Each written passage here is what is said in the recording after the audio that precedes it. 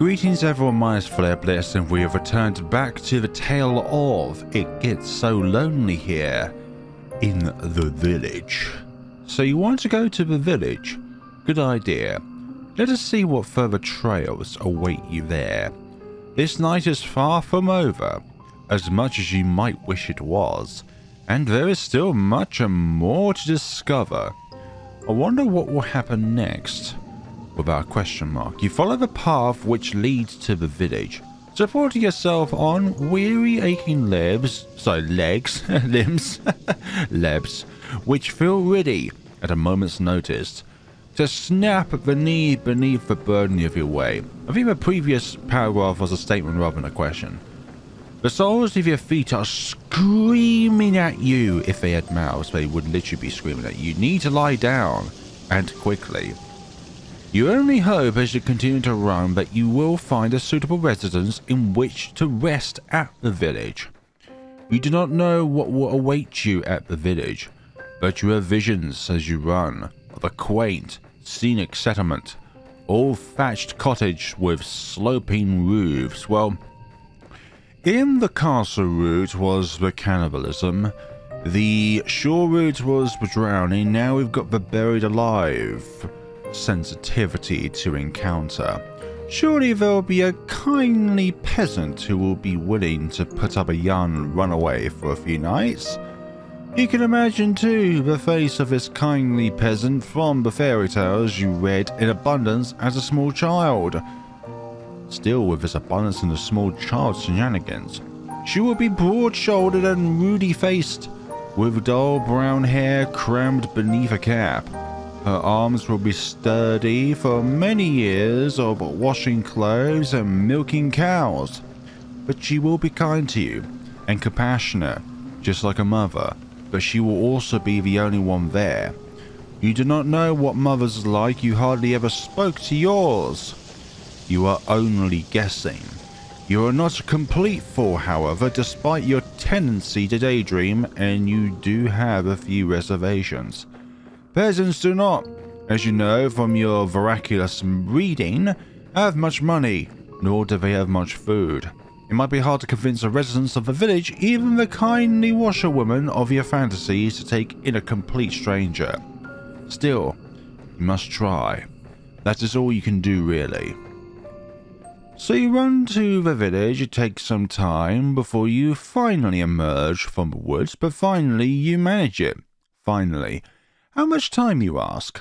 I cannot answer that. Did I not say that time has begun to lose all its meaning? The forest is behind you now, at least, and all the awful nightmares which dwelt within it. It is still cold, though, and still foggy. It is still dark, too. The sun is yet to rise. You can see the moon more clearly now, though, as it hangs above your head, round as any pearl, or orb, or crystal ball, or anything spherical that sheens light. The moonlight shines down upon the village, I meant to say shine, not sheen, nestled among the hills like a diorama. Hope anew bubbles within you, and there are many words which I have yet to encounter in my life in this tale. You have finally made it. Surely not, but your salvation awaits you. You? You follow the wandering dirt path to the village, looking this way and that.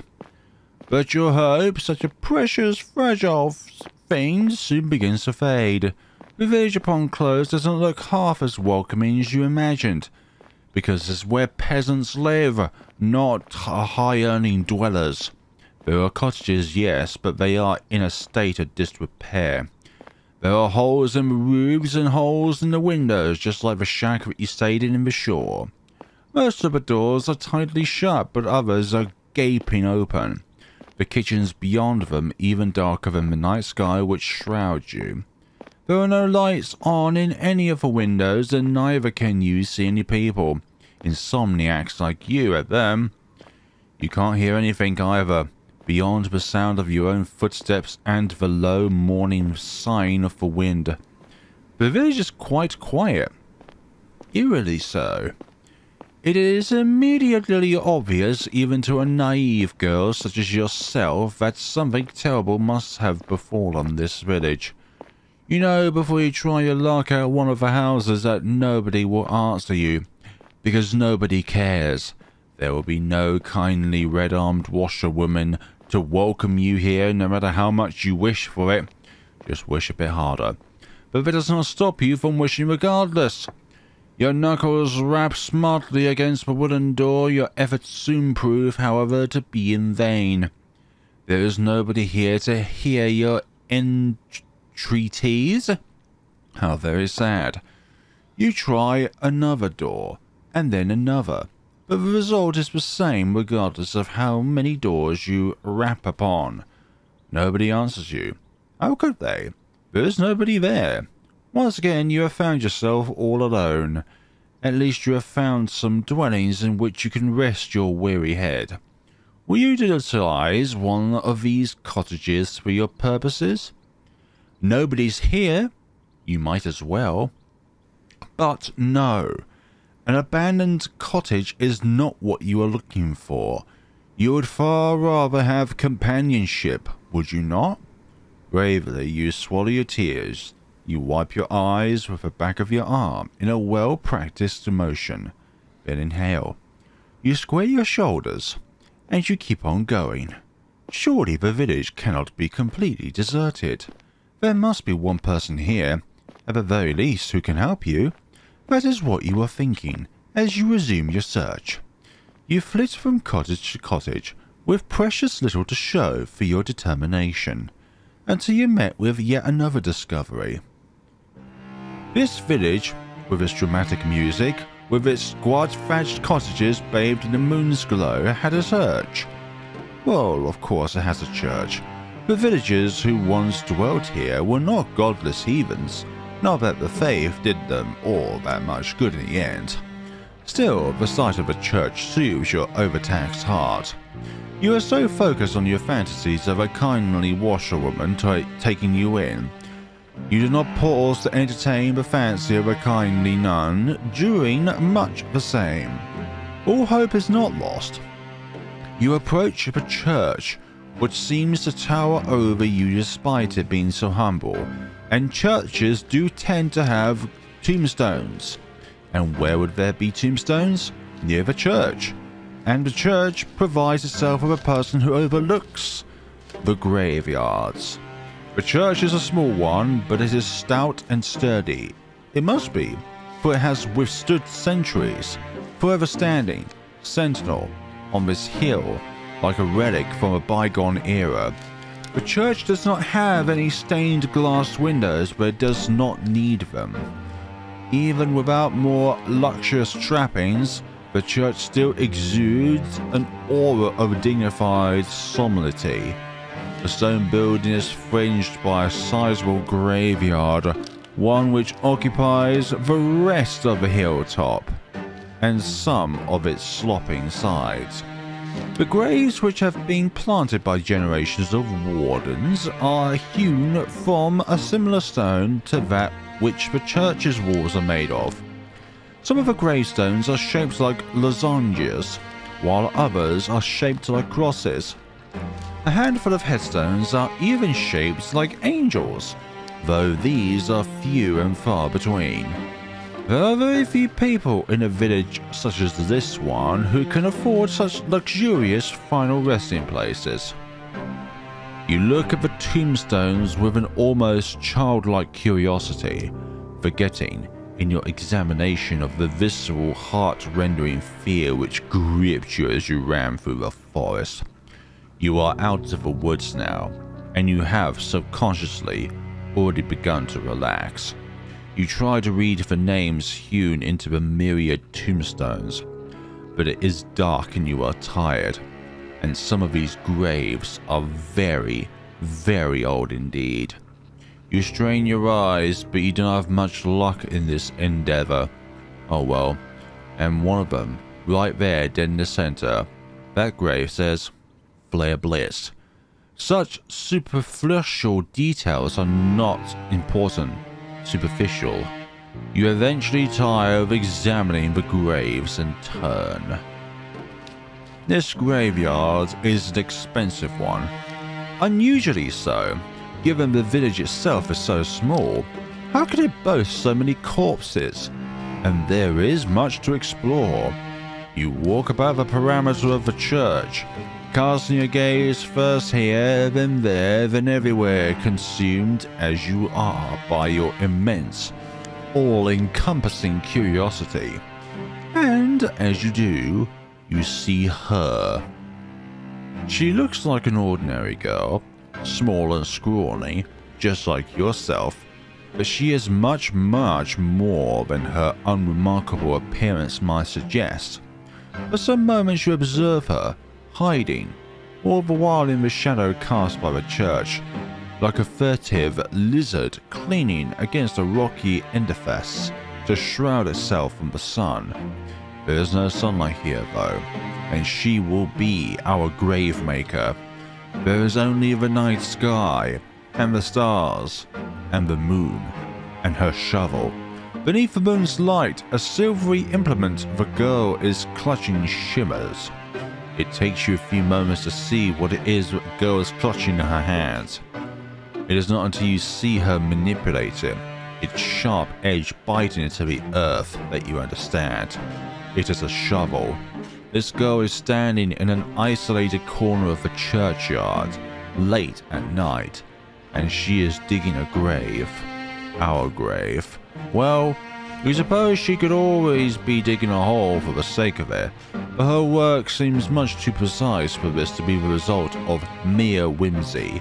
It is hard for you to see her face, given the distance between the pair of you, but her posture is one that speaks of supreme concentration, and that shovel is really wonked. She moves slowly, mechanically, like a woman on a mission, driving the end of her shovel into the earth over and over. Well, the shovel is definitely what you'd call well used. Her motions are regular enough to be repetitive. There is something hypnotic, almost in the manner in which she attends this task. Should you risk interrupting her? Do you dare? You get the feeling that she would not appreciate it, but we will do so nonetheless. The shovel in her hands, meanwhile, is rather hefty.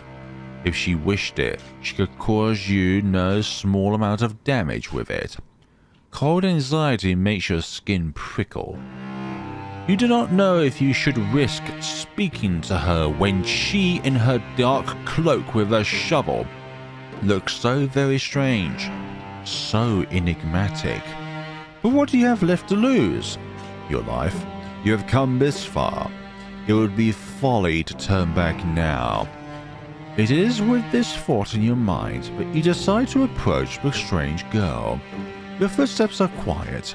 You have grown accustomed to slinking around like a cat, but they are not quiet enough. The girl's senses must be finely tuned because she blinks. Then she turns, and then that's where we meet our gaze. Your eyes meet, and once they do, you feel your breath catch in your throat. You do not have a clear view of the girl before. Trying to read ahead of a sentence there. Concealed as you were in the shadows, but now she is looking at you. You could tell that she is pretty. Her skin is very smooth, and her hair, though obscured by a dark hood, is very fair. Her eyes, meanwhile, are a clear, cool blue like ice. Those eyes of hers, which are large with unease, are fringed with very long, fair eyelashes. She looks as though she has stepped out of the pages of a picture book, one in which you have envisioned. She is simply too perfect to belong to this world. That's what you said about the other two heroines. Perhaps she is some kind of vision? A waking dream? A hallucination? But no, she is none of those things. The shovel she is clutching in her hands looks solid enough, its pointed tip glittering wickedly in the moonlight. You steel yourself, expecting perhaps some sort of outburst. But the tension soon drains from the girl's slender shoulders. Her fingers, which once were gripping the handle of her shovel, tightly relax. Her lips curl upwards at the edges, probably happy to see somebody else, but it's just not her. She is smiling, and what a smile it is. It is transformative. When she smiles, she looks radiant, angelic almost. Hers is a smile, that is so suffused with light that your eyes begin to prickle from it. You are so relieved, you almost feel as if you could cry. It would not be the first time you have wept during this moonlight, and neither would it be too surprising if you did. You have been through a lot.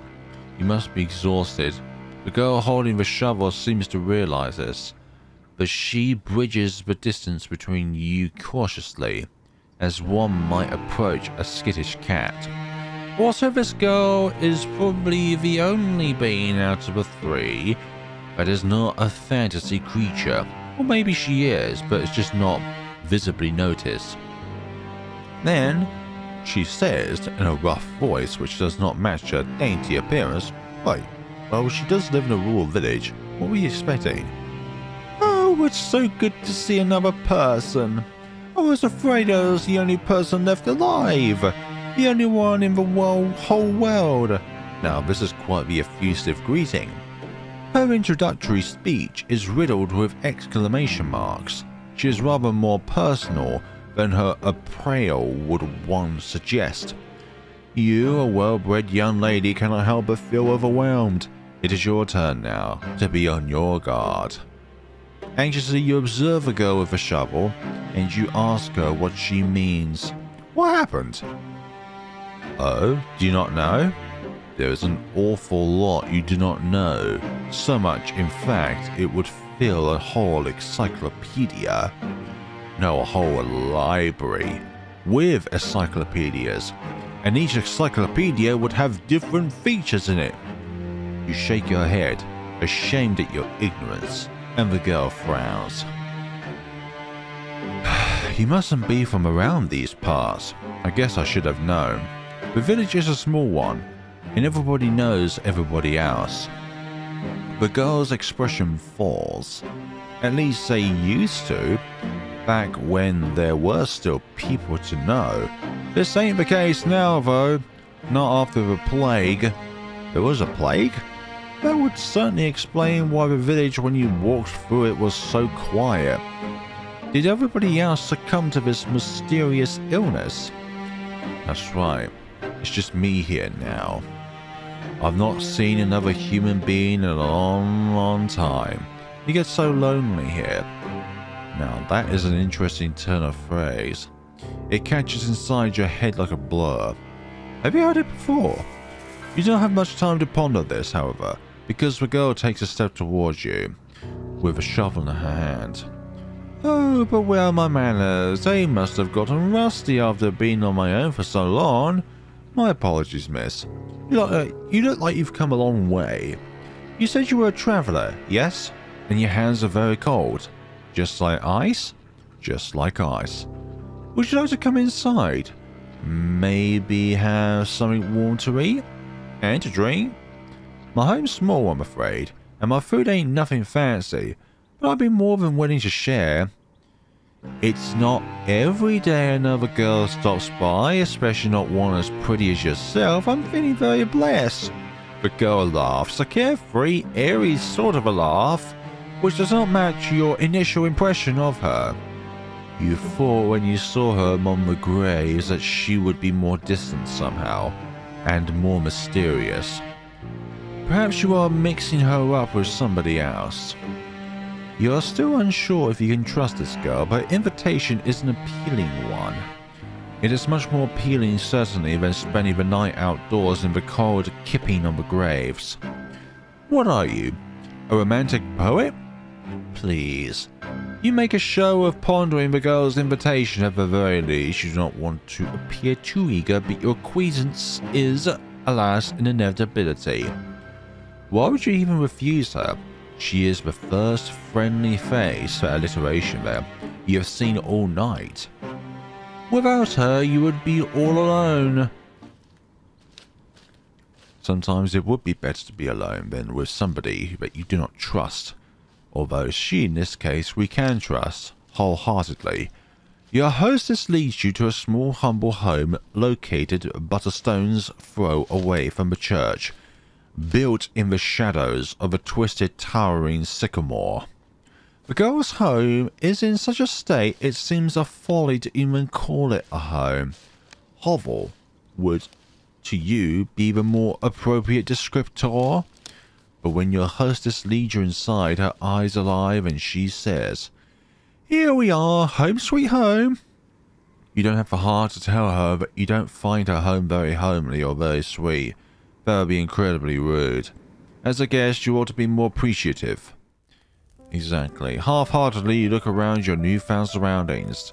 The scene is supported by wooden joists, and it is perilously low. Not so much that you are in danger of bumping your head, but just enough to feel claustrophobic.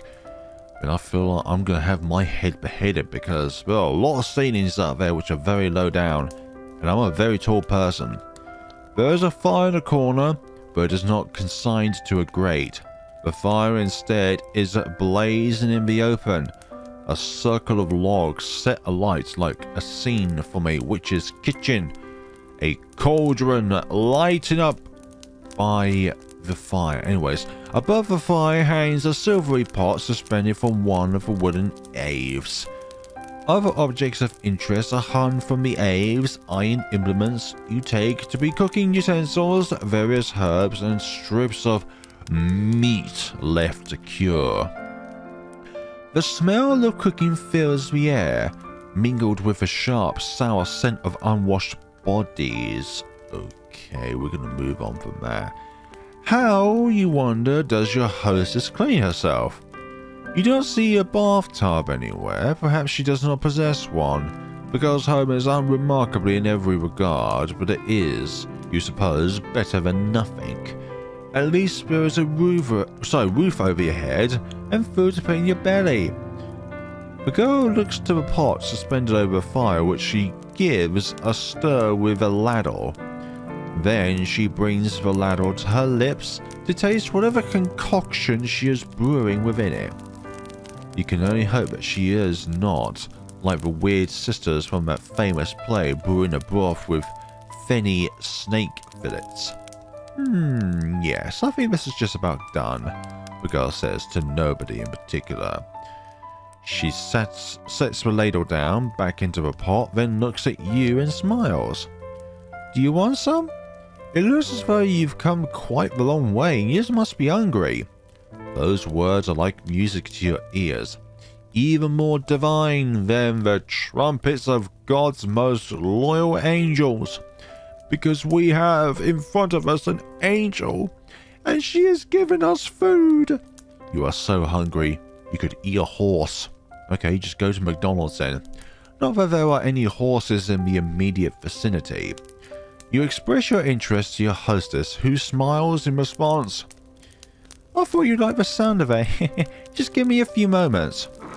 Your hostess retrieves 2 earthenware bowls from a cupboard with rickety hinges, into which she pours 2 hefty helpings of whatever it is that she is cooking. This she serves with bread, which is so hefty it could be used as a murder weapon. Oh dear, it's not much, I'm afraid. It's only soup and bread. It should take the edge off your appetite though. Hey, soup and bread is lovely, I'll have you know. It definitely is a very good sort of meal, especially in the winter months. You thank your hostess for hospitality, your stomach rumbling all the while. The soup does not look like anything you would typically consume, but the soup's poor presentation does not dissuade you. It is true enough that people eat first with their eyes, but when one is hungry enough, one becomes obligating enough to eat almost anything. Like a horse. Why else do you think that people, when stranded upon desert islands, would resort to cannibalism? Humans are creatures of necessity, and we do anything that we can to survive, even if we are not proud of it. You like to wrap yourselves up in pretensions, but in actuality, you are not much better than animals. Because at the end of the day, we are animals. You are so hungry your stomach is achingly empty, that you certainly descend upon your food like an animal. Your teeth glint, your incisors gleam, and soon you have consumed all that your hostess has offered you. Your hostess watches while you eat, and she giggles once you have finished. Did you enjoy that?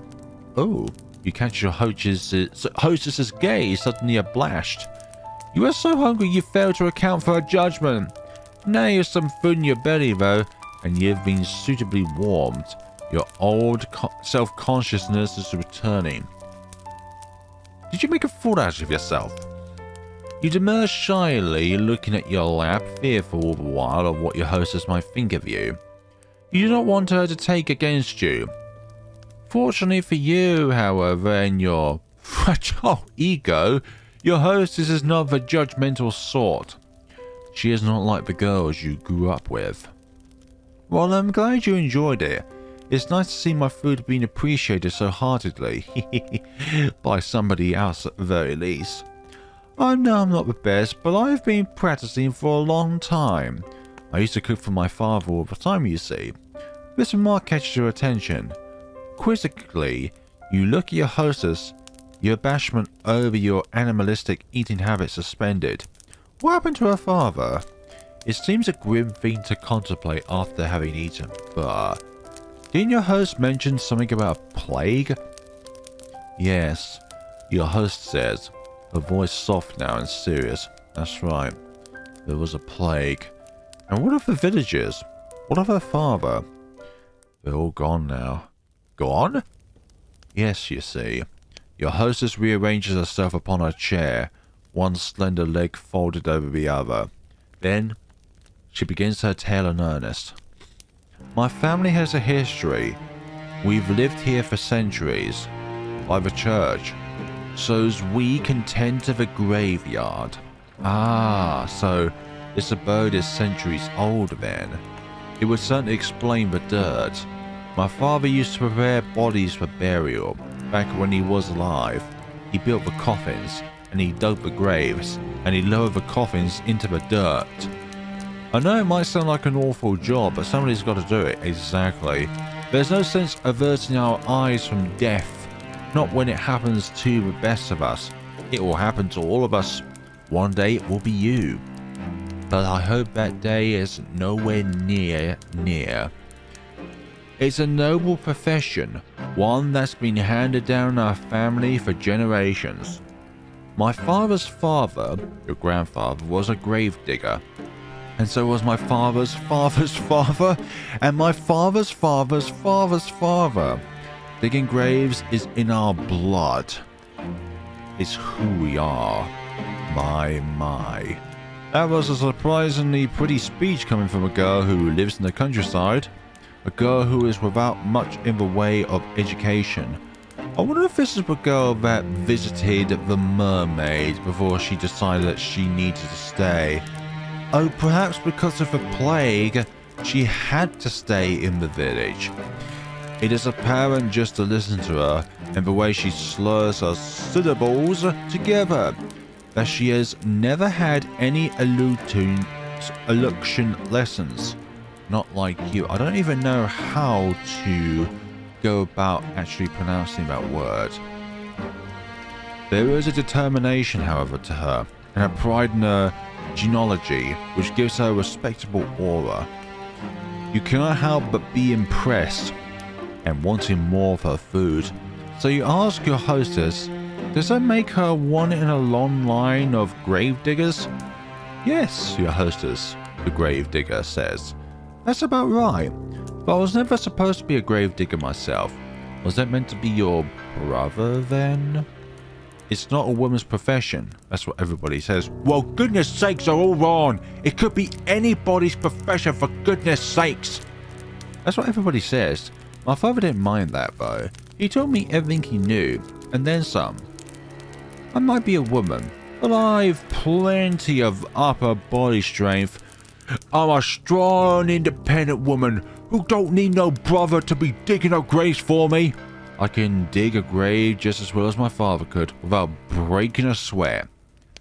To the despair of my mother up in heaven, I'm sure.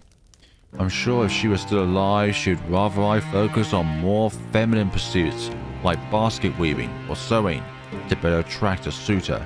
Hey, you could be anything that you want, regardless if it is quote-unquote a male hobby or if it's a quote-unquote female hobby. It doesn't matter. As long as you love the profession, it's all game.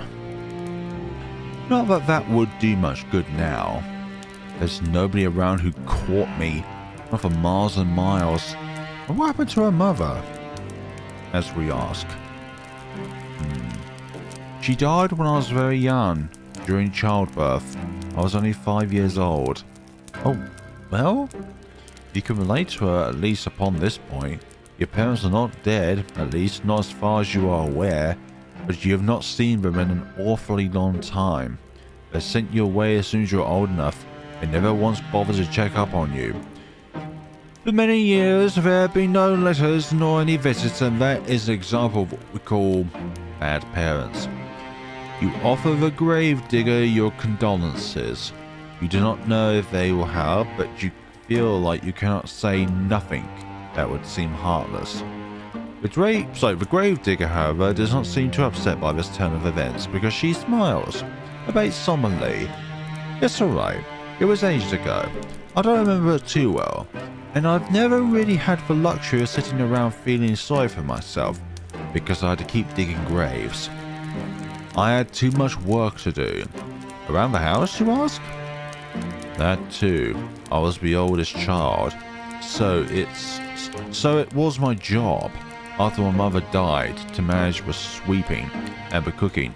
Oh, and looking after all my siblings too. You blink. Intrigued, then glance about your hostess's humble lodgings. You do not see any siblings in the immediate vicinity because she's the only one alive because of a goddamn plague. Where could they be? They've been plagued. The gravedigger must have noticed your roving eyes. You are not being exactly subtle, because she shakes her head. I had siblings. 2 younger brothers. They're both gone now. Oh, you should have known. You apologize to the gravedigger for your lack of tact, but she does not seem upset by this flax pass. Don't apologize, not your fault. My brothers weren't long for this world anyway. What? The youngest, he died when he was still a babe, and the oldest, he died before he reached double digits. I was upset about it at the time, of course, but I've come to terms with it. Life's a fleeting thing in this wicked old world. That's something you learn in this trade digging graves, I mean. I've dug graves for the elderly and the infirm, but I've also dug graves for young babes still in their swaddling clothes. That's the nature of death. It comes for all of us in the end. No matter how old we are, no matter how much money we have, no matter how good or bad we've been, it is the cycle of life. It's the great equalizer.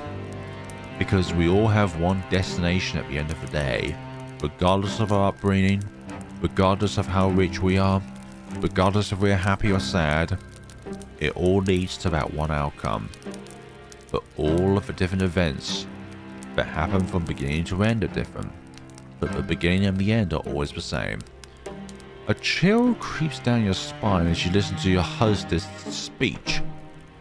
She is not wrong, but the inherent mortality of all humankind is not something you wish to contemplate.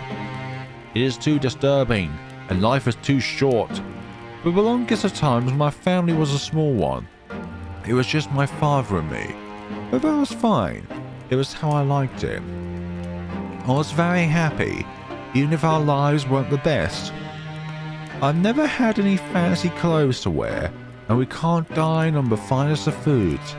In the grand scheme of things, we ain't anything that special, but I've always felt otherwise. I thought that I was blessed.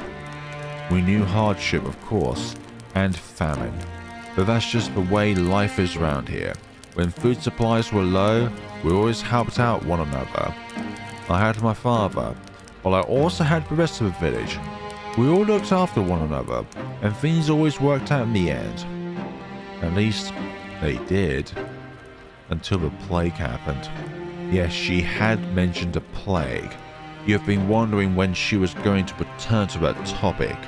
You suppose that the plague is the reason that the village as you traversed was so very empty? You suppose, right? The plague tore through the village. I don't remember when. It feels like it was a while ago. But maybe it wasn't all that long after all. It feels like I've been on my own for centuries, but your host's eye began to cloud over. Yeah. She looks as though she's entrenched within her own memories. What could she be remembering? You have never seen a plague before, because they are invisible. They are invisible pathogens. But you have heard of them in your history lessons, like the Black Plague that swept across Europe. Your history professor wasn't quite enthusiastic about the subject. She talked about piles of dead bodies stacked upon on the streets, and stacked up in the wooden carts come to take them away, with no shortage of aplomb. She was a strange woman, your history professor. The plague came on very suddenly. There's no warning. One day, everyone was fine, and the next, they were all dead. My god, that is one deadly plague. It is with no small amount of anxiety that you eye the gravedigger. Then you ask worriedly, surely they could not all have died? Is that not an exaggeration? Oh, if only. I wish I was exaggerating, but it's the truth. Honest to God. Something tells me that some of them were still alive, but you buried them alive. The people in the village died, one after the other, just like that. I saw what the plague does to people firsthand. My father was one of the first people who caught it. I think one of the bodies which came through that we buried must have had it. Not that I know for certain, I'm just guessing still. My father didn't have an easy time of it. His skin turned all grey and clammy, and he complained of a horrible fever. There were night sweats and stomach cramps. And then there were the boils. The boils? Pustules. Ooh. They were the size of eggs and they were full of pus. When they... Oh my god, there's so much detail! When they burst, it stunk. The whole house was full of it. The stink of death. The wise woman of the village came to see if she could be of any use, but was no good. My father was too far gone already. She took one last look at him, lying on his deathbed, and she shook her head. She said she didn't want to get any closer. I can't say I blame her. It was a ghastly sight. I didn't appreciate it at the time, though. It felt like she was turning her back on us. I wished her ill. I remember that after she left. Until a few days passed and she fell sick too. Then I felt bad for cursing her. I couldn't help but worry if it was all my fault. It's silly, I know, but... The gravedigger closed her eyes. She seems to squeeze her lids together until her lashes met like flecks of fallen snow. Her shoulders, which are very slender, are shaking. She looks as though she might at any moment fall apart. It wasn't long after that the rest of the village fell ill. They all had the same symptoms as my father. The clammy skin, and the fever, and the boils, the pustules. The boils grew, then they burst, and then they died in screaming, stinking agony. My father died too. Only 3 days after he fell ill, but I think even that was 3 days too many. I didn't want my father to die, of course. I did everything I could to help him, but it was all pointless. None of my herbal saves had any impact. I couldn't make a blind bit of difference. I think you would have regretted it if you didn't try. if you didn't try, then you would regret, because you would think, well, what would have happened if I tried to use them? If I used them. If I had used them, maybe I could have saved him. All I did was stand about his bedside telling him to be alright, and his eyes sank into his skull like two black stones and his mouth dried out.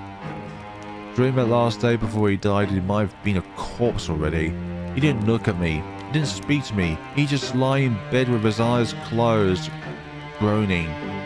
I never wished any ill on my father before, but during those moments The gravedigger squeezes her hands, which are resting upon her black-clad lap, into fists. She trembles. Then, in a voice throbbing with awful emotion, she says, "I wish he'd just die." I think that is, in a way, a means of finality, meaning that the pain is finally gone. Not as in like she wants her father to die, but she wants the pain of her father to die. Well, based on that anecdote, it does not sound like she had overly long to wait. I wonder if she would consider that a silver lining. No, perhaps not. The gravedigger is still shaking. She will not cry, will she? You hope not. Awkwardly, you look at the gravedigger. You are not sure how to soothe her, but you must know you must make some sort of an effort, even if it's a token one. You shift upon your chair, which feels very cold and hard to breath your thighs. Then you say very softly that you are sorry. It is not much, but it is all you can think of saying. You had thought initially the situation was comparable to that of the gravedigger, but now you can see that this is not the case. Her suffering has far outstripped your own. Not that suffering is a competition, of course, exactly, but one has a higher severity. Your apology feels inadequate to your ears, largely because it is, but the gravedigger does not seem to mind it. She is very big-hearted, that girl, to smile at you so, no matter how foolish you might be. Do you really deserve such kindness? Yes. Oh, again with the apologies. It's alright, like I said. You didn't cause any of this. I'm not upset at you. I'm just recounting what happened. It's all. I do wonder, though, why I never fell sick myself. I thought I was going to die, so I already prepared for the Reaper to come and take me away. But maybe he wasn't interested. Maybe he thought that your time wasn't up because you needed to do something else first before your time was up, such as burying us. Maybe he'd already satiated his appetite on all the others. That, or maybe he thought he had to leave me alone for practicality's sake. With my father gone, who else would tend to the dead? I was the only person left. By the end of it all, so as I had to bury the people in the village. They're all resting peacefully now, under the earth, where the plague can't reach them. Once they rise, then return to the earth. On the one hand, I'm happy for them. They were able to escape from all of their suffering. When I think about all the people I've lost, though, the gravedigger tenses, then she sniffs. When I think about the kindly washerwoman who helped me scrub the mud and the dirt from my clothes. Ah, so the village did have its fair share of washerwomen after all. It would seem your early insistence upon this particular point was not without merit. And the handsome young farmhands who used to flirt with me. Okay, the priest who preached at the church, who's told us wonderful tales of paradise, and the children who would skip stones on the lake and play hopscotch in the streets. I can't help but feel so lonely. The gravedigger's eyes began to shine. Once she has finished her address with tears, she does not let them fall.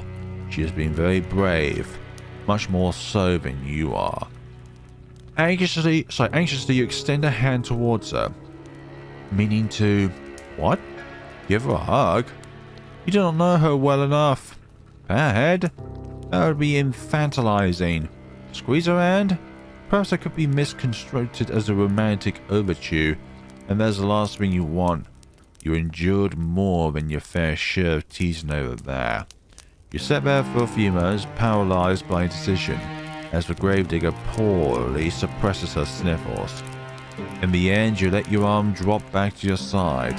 Your hand rests upon your lap, as useful as damp kindling. You do not know what to do with it. You do not know. So you do know that you ought to say something, though, to show that you heard her plight and that you do care. You do not know what this something should be, however. No words could ever console the gravedigger. There would never be enough. They could offer some balm, however, to the bereaved, and so after a pause just long enough to be awkward, you offer your condolences. What else could you say? Oh no, the gravedigger replies, wiping a few stray tears away from with the back of her arm. Sorry, it's alright. I've grown used to it, really, being on my own. I mean, it ain't so bad, really. And I'm not alone now, at least. I've met you. You'll keep me company, won't you? Well, what can you say to that? You aren't callous enough to trample this poor girl's hopes, are you? You know full well yourself how awful that feels. You could do nothing but nod. A response which makes the girl smile more widely still.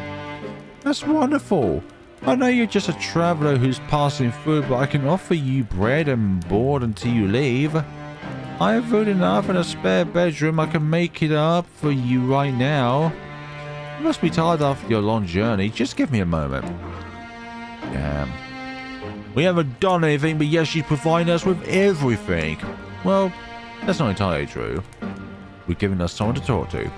The gravedigger rises to her feet in a flurry of excitement and retreats. You watch as she departs, a little too eager to please and frown. The girl's home is a small, humble one with a low-ceiled and slanted walls. You cannot imagine such a small dwelling possessing a spare bedroom. This so-called spare bedroom is, in all likelihood, the room her father slept in before a plague carried him off. You do not think that you would be much like to spend the night in the room of a dead man, but what choice do you have, and he's not even in there anymore? You are tired, wretchedly so. Why? It is all you can do to keep your eyes open. It's like saying if you worn clothes that you bought from a second-hand shop, but then you discover that the previous owner of those clothes are now dead. While you were running through the forest, desperate to escape your pursuer, you had no thought in your mind beyond finding some safe sanctuary in which you could recuperate. Now that you have found said sanctuary, it would be unreasonable to find faults with it. You ought to learn to be more thankful for what you have, rather than what you don't have. There are many people in the world with less. You rise and follow the gravedigger once she has finished her preparations to her so-called spare bedroom, which is every bit as cramped as you feared it would be. At least there's a bed, which comes as something of a relief. The rest of these lodgings are so humble you are half expecting a straw pallet. As tired as you might be, you cannot lie to yourself. You have no desire to sleep among the hay like an animal. The sheets of the bed are clean too, a fact you discern with a cursory glance. So, you will not be expected to sleep upon the sweat-soaked linen of a plague-ridden man after all. This really is your lucky day. I got you this too, the gravedigger says somewhat shyly, as she hands you a folded gown to sleep in. I thought it might come in handy. Your own clothes are a little shabby. She can say that again. Your skirt is covered in mud and the hem is torn and ragged. This nightgown is one of my old ones, so it's suffered a bit of wear and tear, but I hope it'll fit alright. It's clean if nothing else. You accept the nightgown from your beneficiary with words of thanks. You want to sound appropriately appreciative, but you cannot mask your fatigue. Weariness overcomes you, and yet yawn. A fact the gravedigger does not fail to noticed. Oh, begging your pardon, I don't want to keep you. I'll be making myself scarce. If you need anything, though, don't hesitate to ask. I'll be happy to help. Thank you. The gravedigger bows her head to you like a drudge, then hurries off, closing the door behind her with a thud. Tired though you are, you soon find that you rather miss your host's company. In the face of her good-natured smiles, you can almost forget all of the hardships you had hitherto endured. In her absence, however, your lodgings feel almost unbearably cold and inhospitable. You suppress a shudder, then unclothe yourself. You work as quickly as you are able, but your fingers are cold, and they fumble with the buttons of your blouse. It takes you more time than you would like to complete this endeavor, but you soon have your shirt and your skirt dispensed with. You are too tired to fold them neatly, so you do not bother to fold them at all. Instead, you cast them carelessly upon the floor, as defiant as a sulky child, then put on your new nightgown. Your hostess' early warnings were apt enough. It is quite warm, but it fits well enough. It is more comfortable, at least, than your old uniform. You have endured worse. Newly dressed and ready for bed, you loosen your hair from your braids and settle down among the sheets. It is with a sigh you extinguish the weakly flickering candlelight which burns on your bedside, and with another sigh you lay your head down upon your pillow. Though physically exhausted, you have to wonder whether you will be able to sleep at all. I wonder if it's a similar tale to The Mermaid, in which we're not going to be leaving at all, and the circumstances are very similar. They don't want to be alone anymore, even though the aloneness will mean that we will no longer be able to talk. You can recall your previous dash through the forest in such vivid detail your heart is still pounding. That fear has yet to leave you. Perhaps it will never leave you. Your terror is such it almost feels as though it has suffused itself into your bones, into your very being. But your exhaustion is greater than your worldly anxieties, and soon it claims you. Your eyelids fall shut and your breathing inevitably begins to even out. It is not long until you are spiraling through a dark, deep abyss, lost in Morpheus' kingdom. But your sleep, despite your worried state, is not as restorative as you had hoped. Your imagination has always been overactive. Even at the conservatory, you are frequently beset by dreams of the most vivid nature. The dreams that you have this night, lying beneath unfamiliar sheets upon an unfamiliar bed, are no less intense than usual. In your dreams, you are back at the conservatory, the place where this adventure of yours began. You are wearing the crisp white blouse you once discarded, and your grey, unremarkable skirt. Your hair is tied in braids and your eyes are downturned, forever focused upon your feet. You tried not to look at your classmates, and you thought yourself fortunate if they did not look at you in return. You did not want anybody to notice you, until that awful winter, that is, where everybody stops paying attention to you for good. Nobody tried to trip you when you walked past them in the hallways. Nobody, in fact, so much as glanced at you. All of a sudden, there were no malicious whispers, no wicked laughter, no pulled hair, and no thrown objects. We stumbled into the anime called Another. You were giddy with relief at first, over this newfound means of tormenting you that your classmates had devised. But this little game, that of complete and utter disregard, continued and on and on and on. And as the days grew shorter and the nights grew longer, as the time passed, you began to fret as to the state of your own corporality. Could anybody still see you? Did you even exist at all? Then at long last, you found it quite by accident, the source of all your woes. One of the girls had erected it in the forest through which you were sometimes forbidden to jog for PE class, beneath a shade cast by an old oak tree. It was a makeshift tombstone, a small mirage monument made of stone upon which one of your classmates had honed a name. Your name.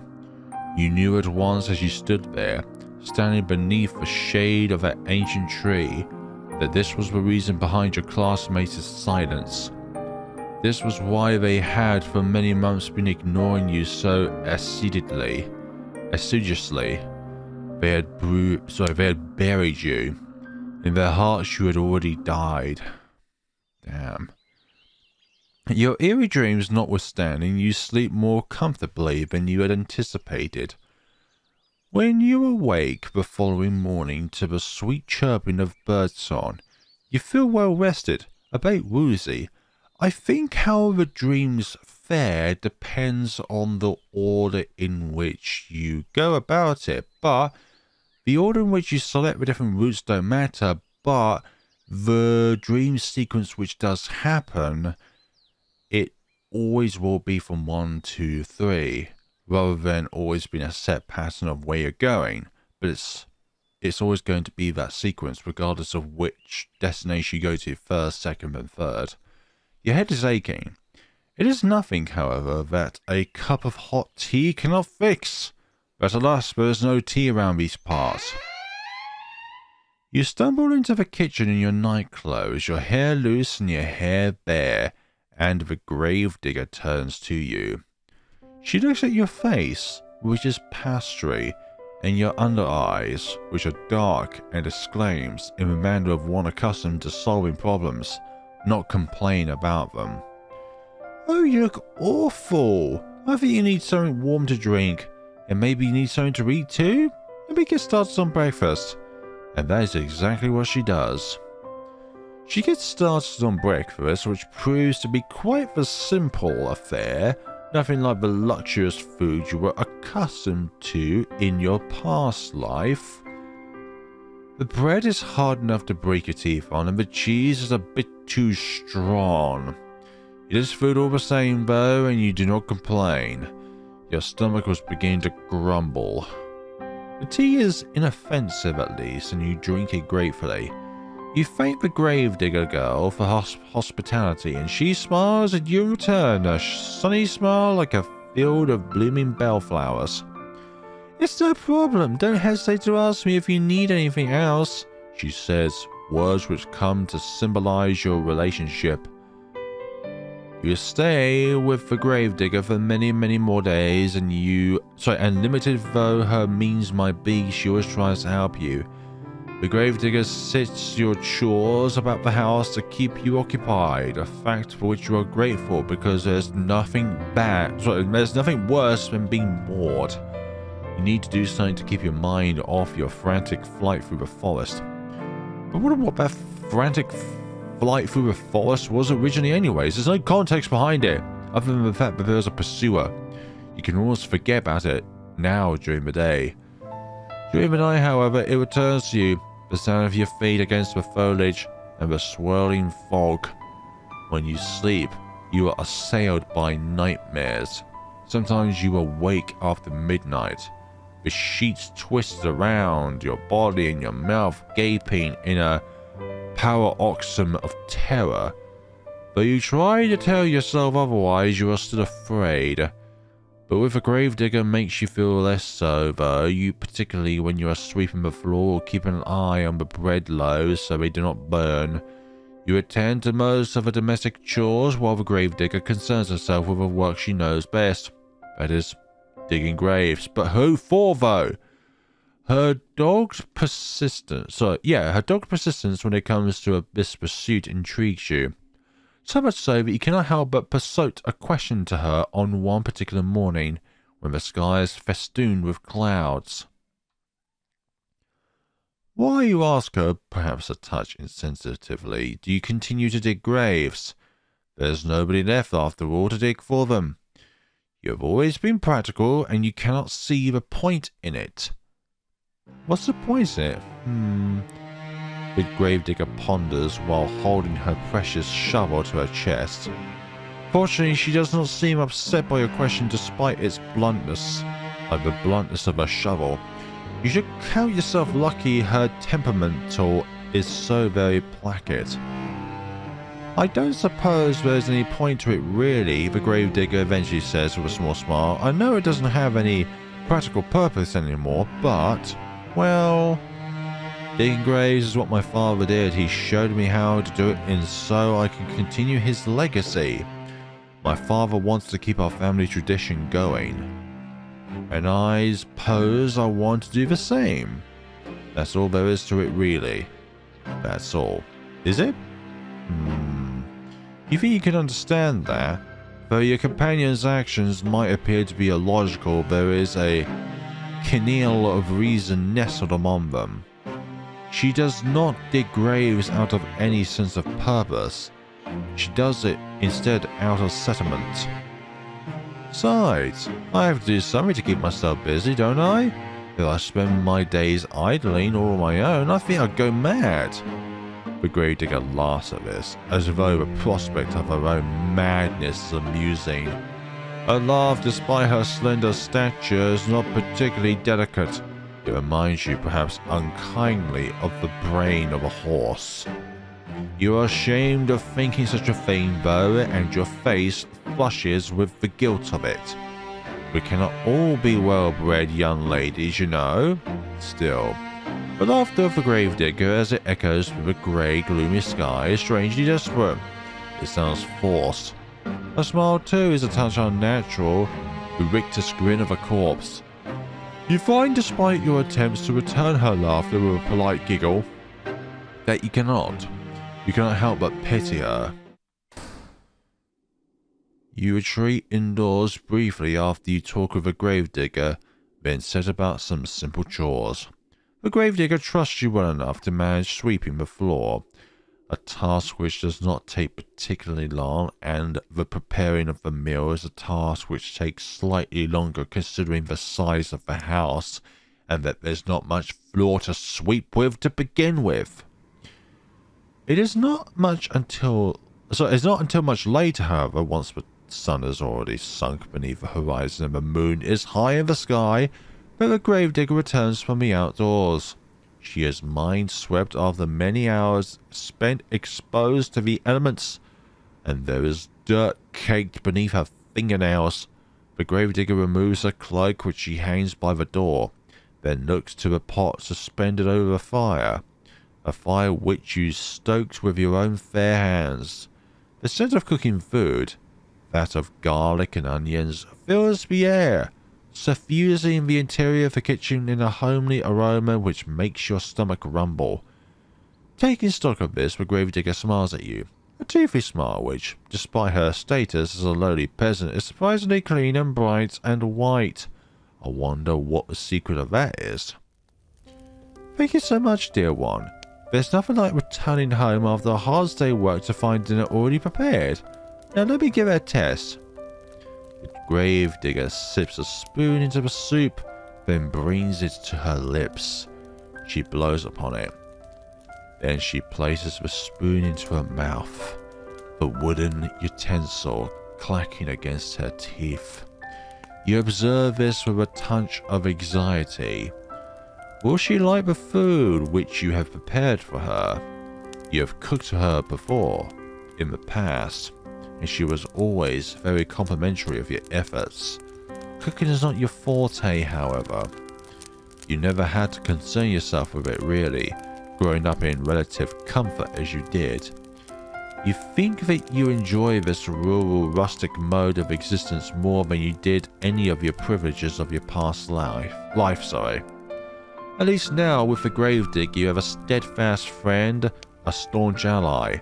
When you are with her, you are not alone, and that is worth its weight in gold. The gravedigger exclaims after drawing the spoon from her lips. Her smile, a bright, guileless one. It's delicious! Your face flushes at this compliment. You are unaccustomed to receiving them. and it makes you feel good. Shyly, you ask the gravedigger if she truly means that, a query which makes the gravedigger smile. Oops, I didn't mean to do that. Of course I mean it. You've become quite good at cooking, really. There's a relief. You were not very good at all of this cooking malarkey in the beginning. You do not know how to handle a knife nor how to peel a vegetable, and you cut yourself more than once. You bled into the soup on several occasions, but that only added flavour. But never once did you throw this solid soup out. The gravedigger lives a humble existence, and she cannot afford to waste her precious ingredients. Your soups during your stay have all been seasoned with the slightest hint of iron. Today's soup, however, is a marked step above all the rest. You did not cut yourself with a knife even once, nor drop any peelings inside it. Maybe your companions' compliments are not empty fluff. Maybe you really are improving. This soup should be ready to serve. I have some bread too, that we can eat it with. But oh, I should brew some tea too. Let me. Ah yes, for tea. You knew that you were forgetting something. You were so focused on the soup it must have slipped your mind. Your face flushes yet again at this oversight, and shyly you offer to correct this oversight. The gravedigger, however, waves your request aside. No, it's alright, you made the dinner, so I'll brew the tea. It's only fair, and it won't take all that long. Would you mind serving up a spoon while I'm busy? Of course you would not mind. You do enjoy making yourself useful. For a lady, you are awfully domestic. You work alongside the gravedigger to finish your nightly meal, and together you serve it, soup and bread, alongside 2 cups of piping hot tea, prepared by your host's own 2 hands. You sit together at the table, then partake in this simple fare after saying grace.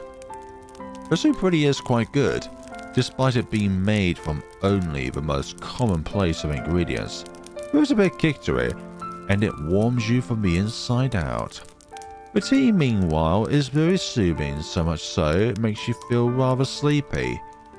You would like to sit with the gravedigger for a little while longer and tell stories, as you have sometimes in the past, or play cards. The nights are long, and there is no better way to pass them than spending time with her. Games of old maid, alas, will have to wait. You are too tired for it. You do not know what has happened, but after consuming your victuals, you feel utterly fatigued.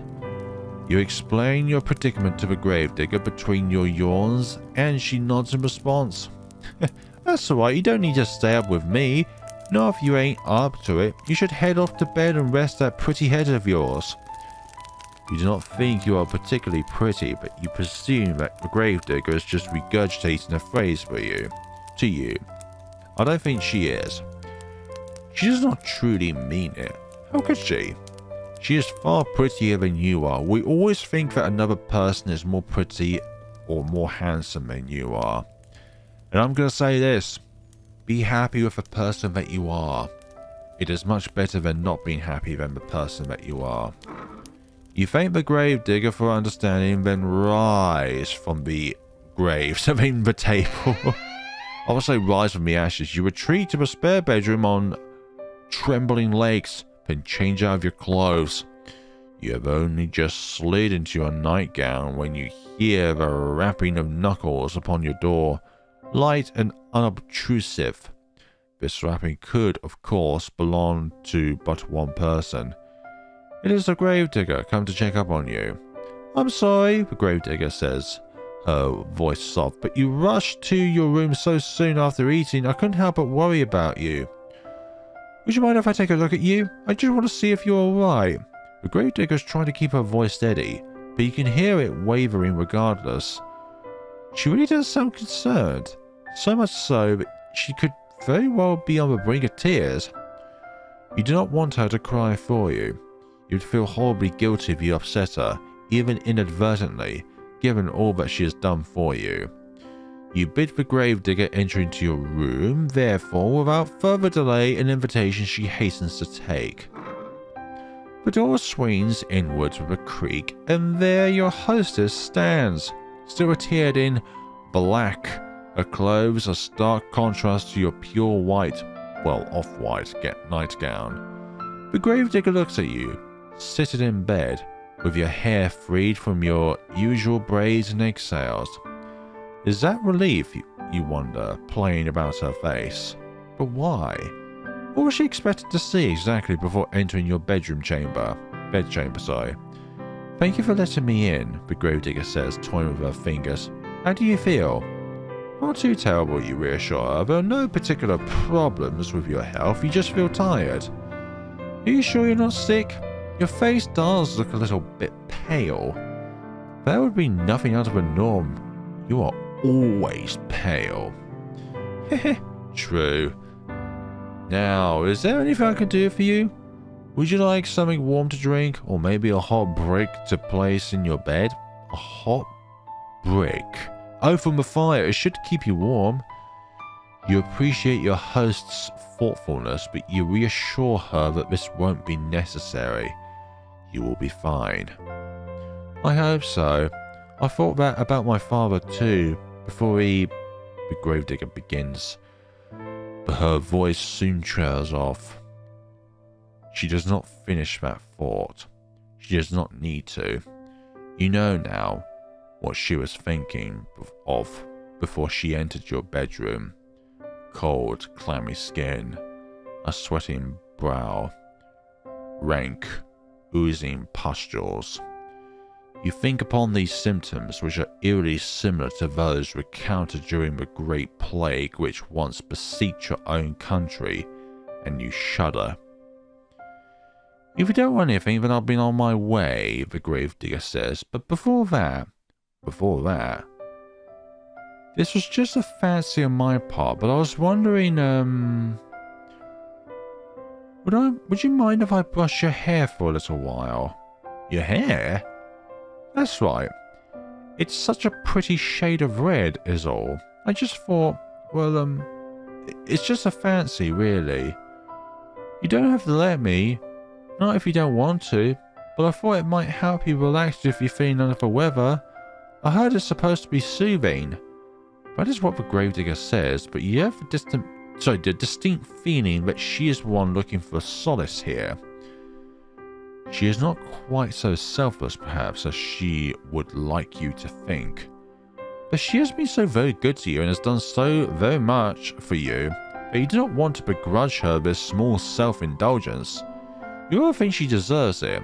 You agree, therefore, to her request, and upon doing so, you are certain you have made the right choice. Your host's face lights up immediately, in a manner which makes you blush. Oh, thank you, it'd be my honor. Now let me fetch my brush. The gravedigger retreats from your room in a hurry, but returns soon thereafter, holding in her right hand the promised brush. This artifact acquired, the gravedigger then settles herself upon your bed by your side. She looks at your hair for a few moments, her expression pensive. Then she announces that she will begin. The gravedigger leans in. The wooden frame of the bed creaks under her weight, a creak which melds with the sighing of the breeze outdoors. You can feel the bristles of the brush running through your hair. It is soothing enough, so much so it makes you shiver. The sensation is a pleasant one, and somewhat nostalgic. Did your mother do this for you, you wonder, when you were a little girl? If she did, it must have been when you were a very little girl. You have not seen your mother in quite some time, not after you enrolled at the conservatory. Oh, you have such lovely hair, dear one. It's soft just like silk, not at all like mine.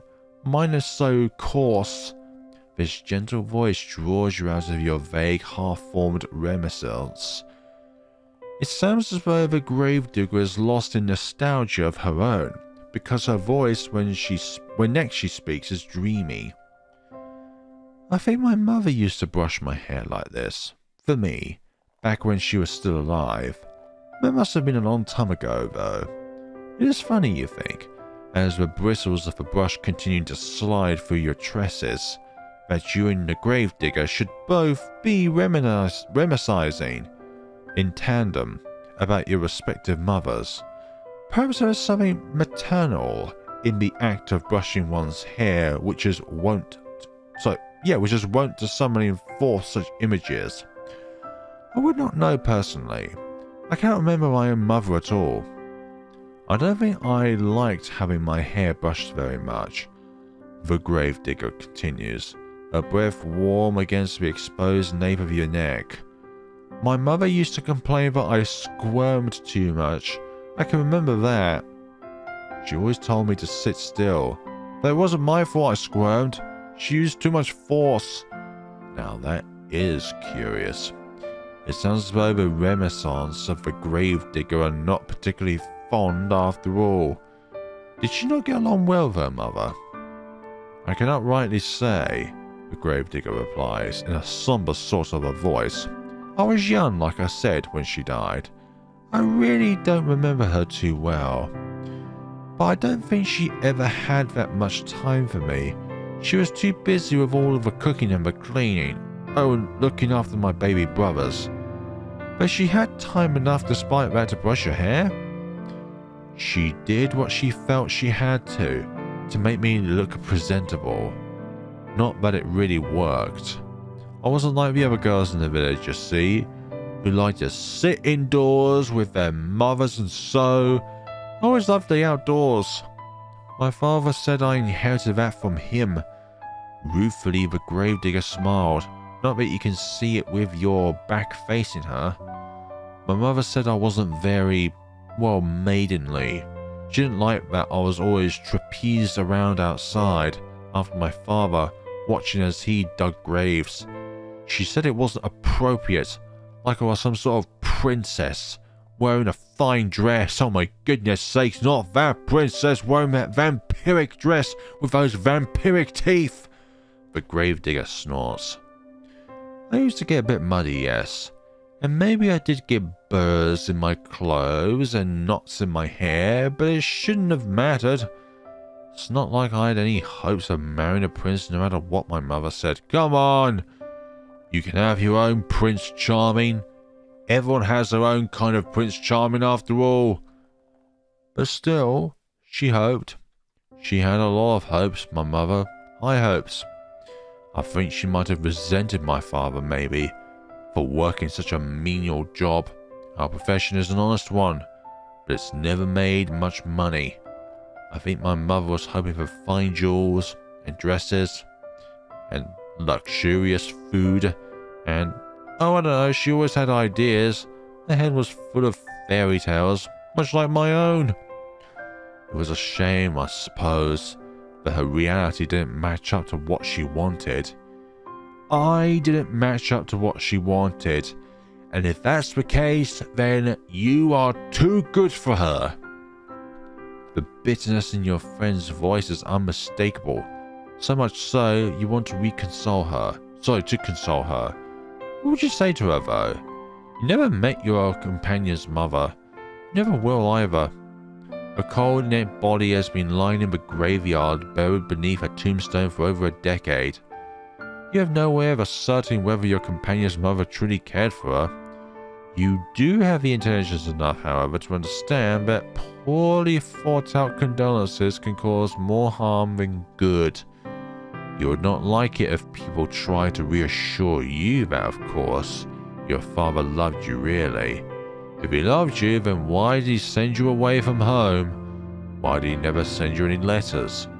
You know, he was worried about his finances, but that seems a poor excuse to pretend that his only daughter did not exist. As for your own mother, meanwhile, she was nice, at least you think she was, but she was woefully ineffectual. Though she was, nominally, an adult, she always cleaved before your father's judgment. You think that she was afraid of him. You do not try to tell the gravedigger, therefore, that her mother loved her, that she must have done, how she would have not have given her birth to her. Instead, you sit there, letting the brush run through your hair, and you say quietly but you understand. Sometimes you feel like a disappointment yourself. Well, the gravedigger says after a pause, I'm glad I'm not the only one. I guess it happens to all of us. You guess so. Parents are only people after all. While one would hope one's parents would be kind and attentive, they too can fall victim to carapaces of their own. Just because one has brought a child into this world, it does not mean one would be able to take care of it properly. Not all parents are responsible, just as not all people are responsible. It is a painful subject. Oh well, it's alright if my mother never liked me, or even if she never loved me. I know my father did. And that's all that matters. He was always there for me, no matter what. Your companion's voice catches in her throat.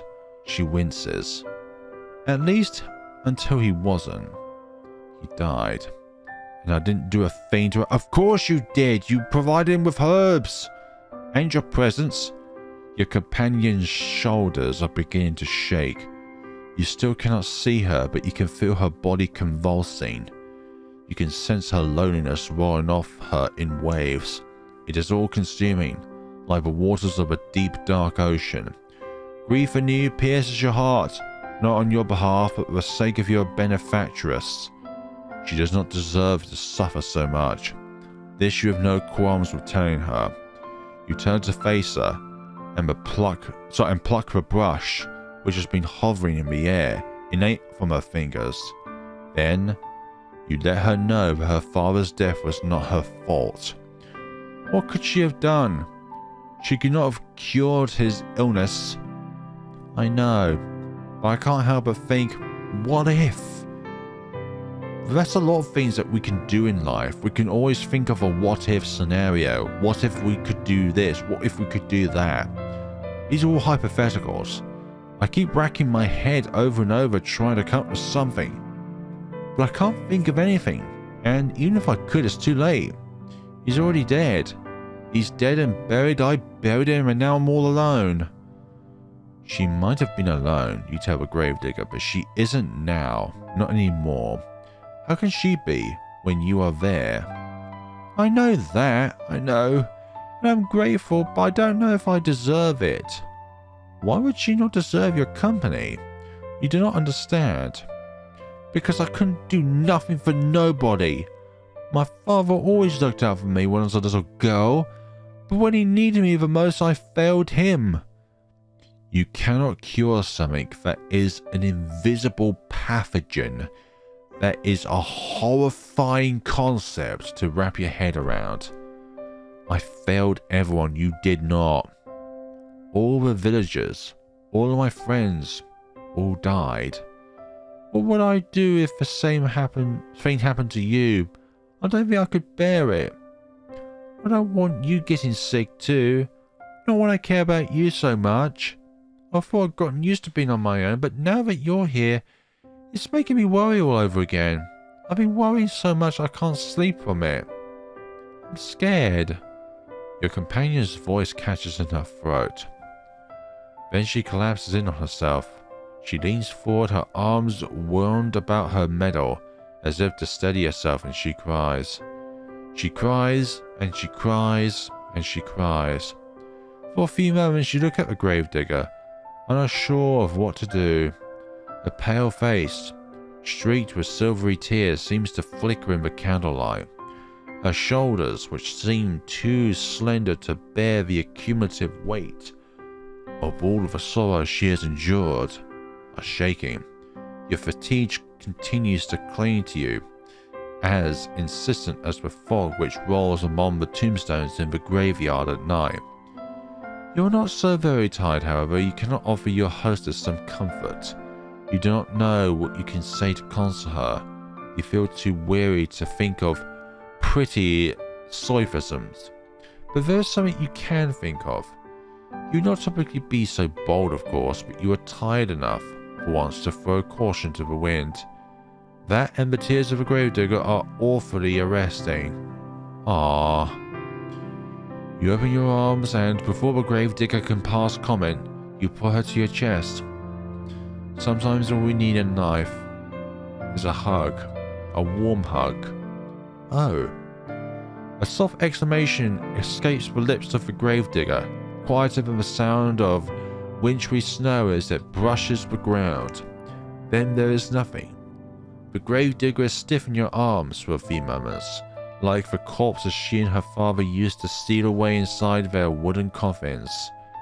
She is all wide eyes and awkward, pointed elbows, tears still coursing down her pale cheeks. You worry briefly as you hold her, that you have perhaps made a mistake. Were your attempts at consoling her too clumsy? You would not know. You have never been in a situation like this before. You have never consoled any friends before, because you have never had any friends to console. Damn. That's bad. It is not so now, however. You are as far away from your old life as it is possible to be, and the gravedigger does not curse you for your impotence. Neither does she try to squirm away from you. Instead, she sits there, still as a statue, cradled in your arms. Oh, I'm very sorry to show you something so embarrassing. It's just, I get so lonely sometimes. Until at long last, with a breathy sob, she lets the full weight of her body fall against yours. You run your hands against your sobbing companion's shoulder blades and her back, and gently you soothe her. You tell her that she does not need to apologize. There is no shame in crying, that's a fact. You hug her for many, many minutes while she sobs against your chest, wetting the front of your nightgown. No further words to pass between you that night, but they do not need to. Words are irrelevant in a moment as tender as this, shared between two souls who have come to understand one another through mutual loneliness. You slide beneath your sheets. You still feel exhausted, and the gravedigger joins you without asking for permission. It would be an unnecessary piece of politeness, really, given your acceptance is all but assured. You have already accepted the gravedigger after all. Every single inch of her. You have accepted her hospitality. You have accepted her food. Now you are accepting her company. And now you will be accepting the tombstone in which she has dug for you. You arrange yourself beneath the sheets, then draw her body to yours. The gravedigger has not yet changed into her nightwear. Her clothes will be horribly rumpled when she awakes come the following morning, her head resting against your chest. But tomorrow has ceased to matter. It no longer exists. There is no concept of time between the two of you, no thought of the day which will dawn once this night inevitably ends. Instead, there is only the warmth shared between you, and the wetness on the cheeks of the gravedigger. There is the sound, irregular now, and less intense than before, of your companion's muted, muffled sobs. There in this gentle, tender moment snatched in the midst of the death, dark night, which can never be replaced. Your eyelids feel heavy, as though weighed down with stones. They droop inexorably downwards, pulling you like a drowning maiden, drowning, into the dark, impenetrable abyss of slumber. You yawn, then you fall asleep, cozied up beside the gravedigger like two cats in a basket. You sleep and you sleep and you sleep more deeply than you have allowed yourself in quite some time. Great. But when you awake, you find you are no longer in the bed upon which you slept in, shrouded by sheets. The gravedigger too is nowhere to be seen. Instead, you are quite alone, lying by yourself in the dark. You blink, but your surroundings do not become any clearer. Is it the middle of the night? Perhaps you are aroused from your slumber by the desire to relieve yourself, or else to slake your thirst. But alas, it seems we are buried alive.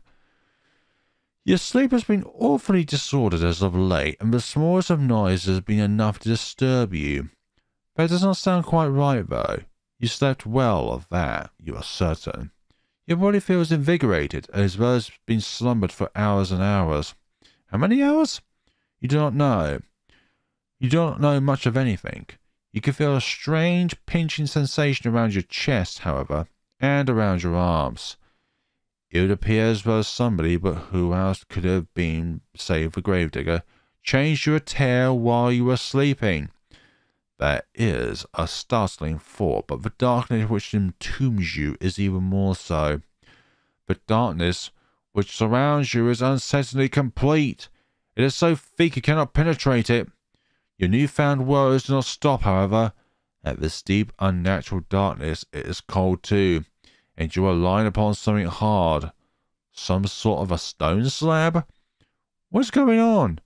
You reach out, but your movements are soon stymied. There is something heavy lying atop you, something that is limiting your movements.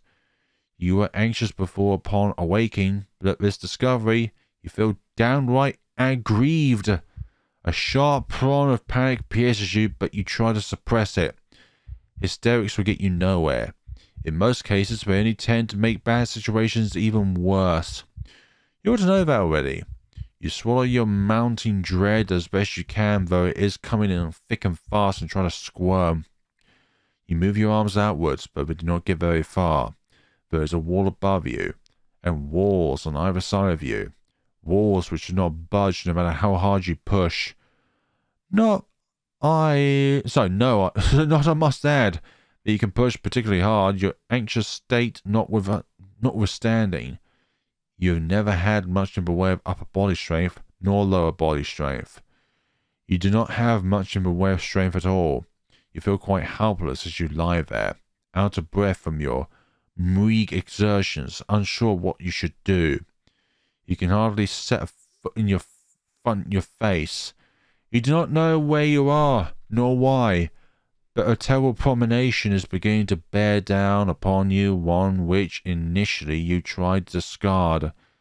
You did not want to accept it as a possibility, but where else could the truth lie? You are lying in a box, hemmed in by walls which only offer a scant few inches for you to stretch in any direction. Where else could you be but a coffin? The moment you allow yourself to ponder this awful reality is the moment you hear it. The irregular sound of drumming. It is as though somebody, though they must be a very large somebody, is tapping their fingertips upon the lid of your coffin. That or it is raining. It is not the fingers of a giantess, though, which is disturbing you, nor is it falling rain. It is dirt. The sound continues on, as though it is drilling its way inside your skull. It is relentless. It is merciless. Like the trickling of a great celestial clock, it cannot be stopped. Your time is almost running out. But you knew that already, didn't you? When you were running through the forest. You ought to have known, silly thing. But you cannot outpace your destiny forever. Sooner or later, it will catch up with you. You are stubborn, though, and you do not want to accept this. Not content to simply lie there, you cry out. You cry not for your parents, whom you hardly knew, nor for your school friends, for you never had any, but just somebody.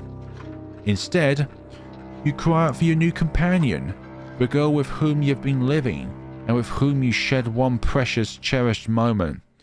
You cry out for the gravedigger. Surely there is some manner of mistake. Once you realize you are in fact entombed in one of the coffins she is currently filling, for who else would be moving the dirt above you, she will cease her operations at once.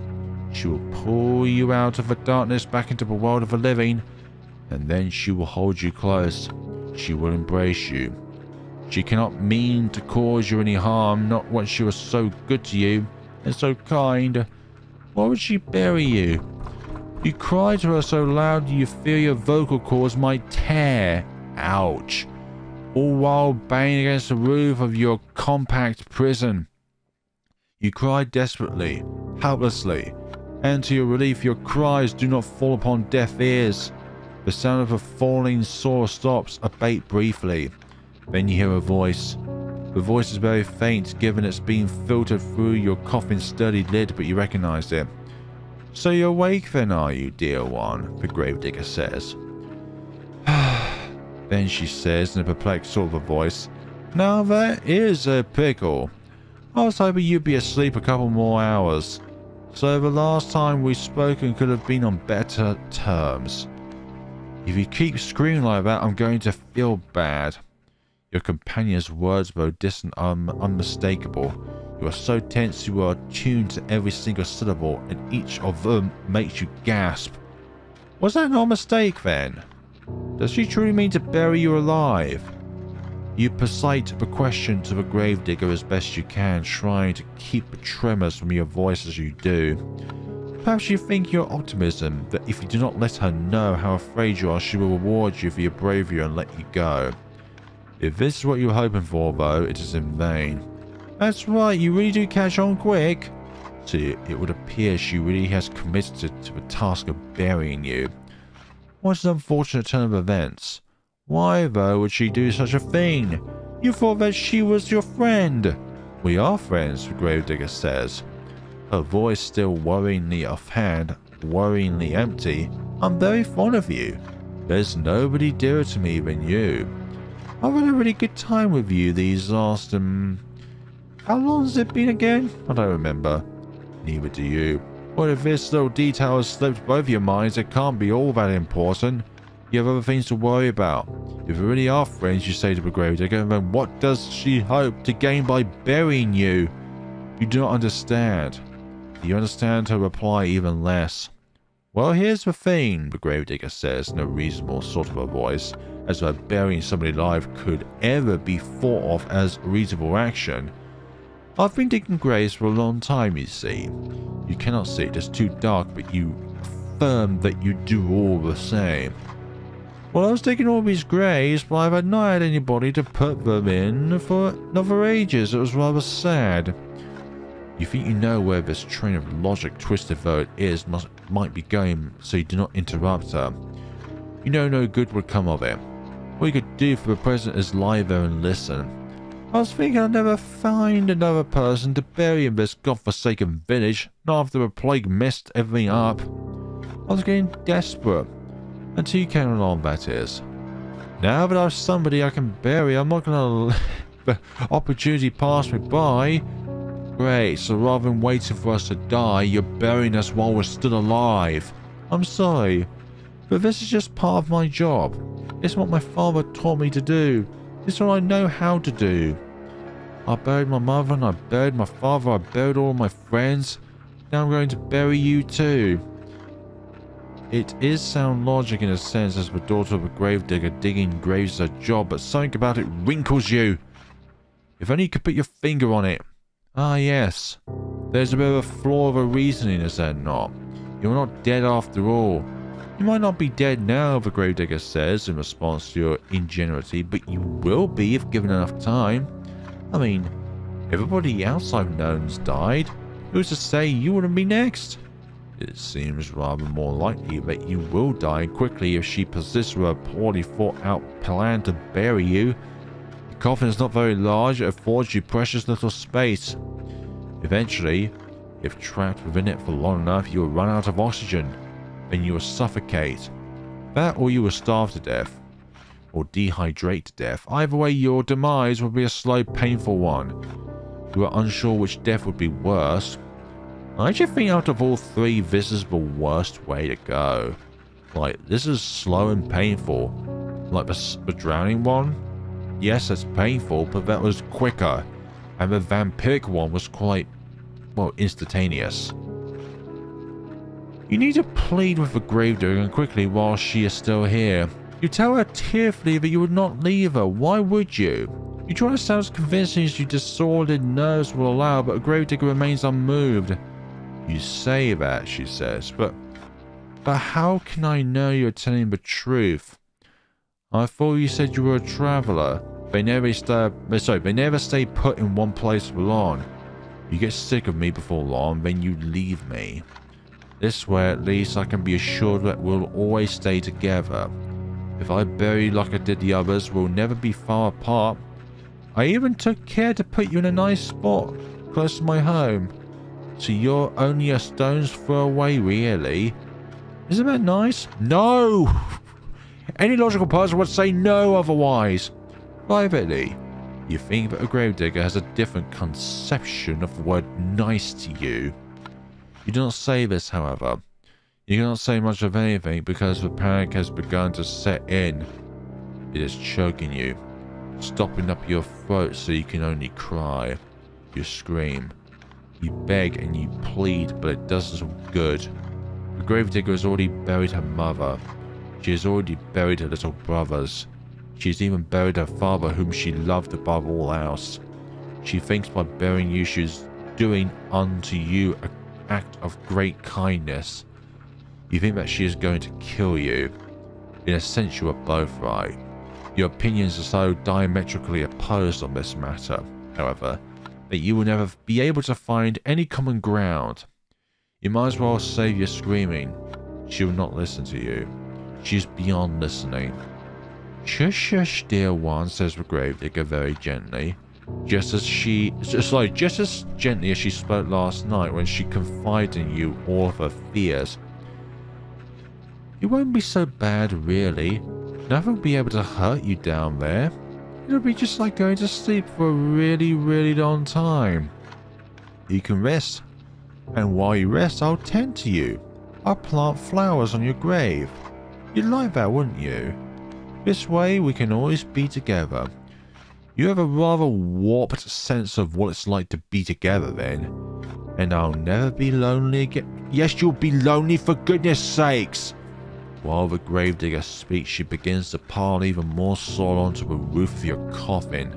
The sound of dirt on top of you, on your arms, your legs, and your head, conceals your companion's final words. You cannot hear her. You cannot hear anything beyond the sounds of the dirt, and the scrapings of the shovel, and your own desperate, frantic screams. You scream, and you scream, and you scream without cease, until your throat feels hoarse. Your efforts are in vain. You hammer on the lid of the coffin with as much strength as you can muster, but the lid of the coffin is nailed shut. You are in no position to remove it. All you can do is lie there, screaming and crying and bang your fists on the roof of the coffin over and over, as more dirt and debris falls on top of you. Eventually enough dirt falls on you to stifle your screams for good. The gravedigger can no longer hear you and can no longer hear her. You are all alone, trapped in a narrow wooden box which, regardless of what you want, is now your new home. You can smell the soil in the back of your nostrils when you inhale. It is so potent you can taste it on your tongue. You can taste the inevitable, eventual decay of your own body. You will remain trapped here, underground, forever and ever. Or, to use less melodramatic terms, until the last of your energy escapes you and you succumb to your own slow suffocation. It isn't a very pleasant way to go, but you'll forgive me if my sympathy is limited. Again, with this sympathy is limited shenanigans. You did bring this upon yourself, you know. You reap what you sow. And in your case, you made a series of bad decisions which led to your untimely demise. Now, what do you want to do? We accept this fate of yours and rest in peace, or are you trying to fight against it? Of course we're going to fight against this, but since it's the last one, we're going to accept it first and then fight it. Very well then. Enjoy your eternal slumber. I suppose this is good night for now, but it is not goodbye. You cannot escape from me, even if you are buried deep beneath the earth. Where there is a will, there is a way. And even if the whole world has forsaken you, I never will. I will never leave you. You will never be lonely again. But it gets so lonely here, in this world, where only the narrator's voice exists.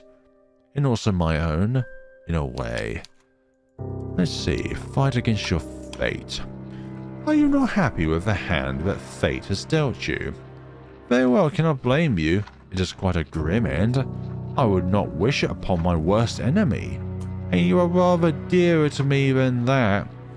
Now, why don't we give this another go? Just try not to be buried alive this time. I can only endure so much of your screaming. Your fate is once again in your hands. Now I wonder, which path will you take? Give up? Okay, I guess we can do that. So you've come back here, haven't you? That does not come as much of a surprise. Though presented with 3 potential paths, it is not as though traversing any of them would have any particular impact upon your ultimate fate. In the end, you are always destined to return here. Did you really think you had a choice? How hopelessly naive of you. I thought that you were smarter than that. Your breath, which once escaped your lips in sharp, ragged gasps, is on the verge of pettering out altogether. Your lungs feel deflated, as though they have been punctured. Your blood is rushing through your temples in a heady, overwhelming surge. Your stomach, meanwhile, has twisted itself up into knots. Your body feels heavy, your legs in particular, they no longer wish to obey you. You take a stumbling step forwards, and your foot gets caught in a tree root. You are certain that you passed this route once already, and that you sidestepped it. But perhaps your memory is beginning to fail you, just like the rest of your body. Damn. You gasp, surprised, and pitch forwards, dull and senseless like a sack full of spuds. Your arm hits the ground with a crack, one which makes you cry out in pain. Tears begin to bead on your eyes, wet and salty. Tears which you cannot stymie. You're not as resilient as the gravedigger, nor as carefree as the princess. If you lived underwater like a mermaid, then nobody, at the very least, would be able to tell that you are crying, but you do not. But I can. Believe me, I can. Your arms ache dreadfully, but at least you can still feel it. Your poor feet, meanwhile, have gone quite numb. You would try to stand, had you been energy, but you know, as you sit there, dazed, that this would be a futile effort. You cannot stand, not any longer. It hurts too much. You really have been through a lot tonight, haven't you? I fear I have not been very kind to you. But you ought to be accustomed to hardship. Why then? Are you crying? You've always have been a crybaby. That is why they teased you so much. It is because they knew they would be guaranteed a reaction. You are very predictable. Even now, after you tried to borrow my power for your own purposes, you have not changed at all. Who is the narrator then? As you sit there, sobbing, you hear, or you think you can hear, footsteps approaching you.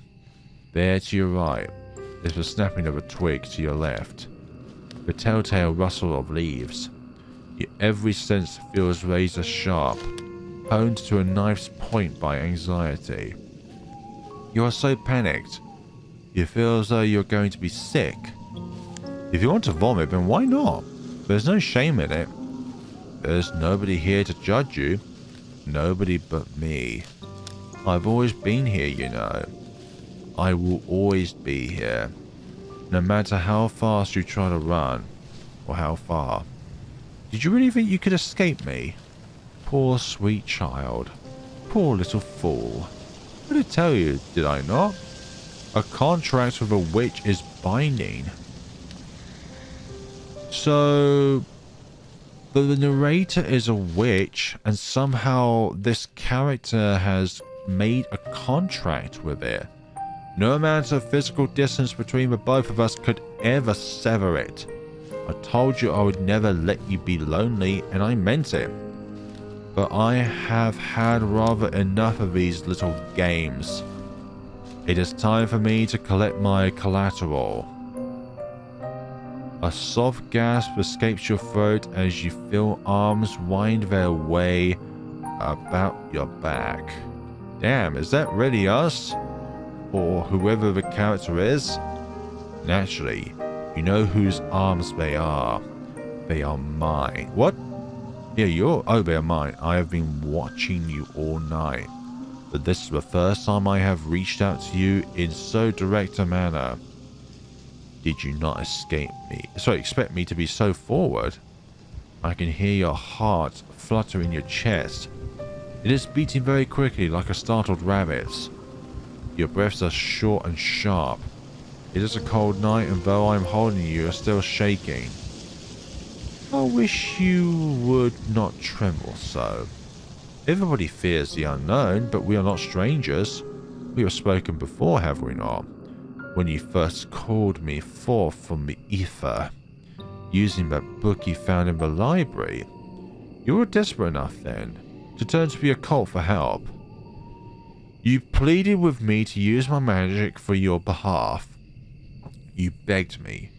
You implored and you entreated and you wailed and you whined, and though I had some reservations, you forced my hand. I had no choice, not in the face of your desperation. You did not want to be lonely anymore. You wanted to have a friend, somebody who would always be there for you, no matter what. You wanted somebody to love you. Is that not what you demanded of me? Is that not what I have given you? You might think me wicked, but I think you are being awfully cruel yourself to run from me after I made all of your wishes come true. But sometimes when it comes to granting wishes, sometimes we don't even know if that is what is the thing that we've always wanted for those dreams to come true. Perhaps once our dreams have been realized, perhaps there is some kind of finality to it. But at the same time, it may not even be a finality. It could be confusion. It could be something that is unknown to you.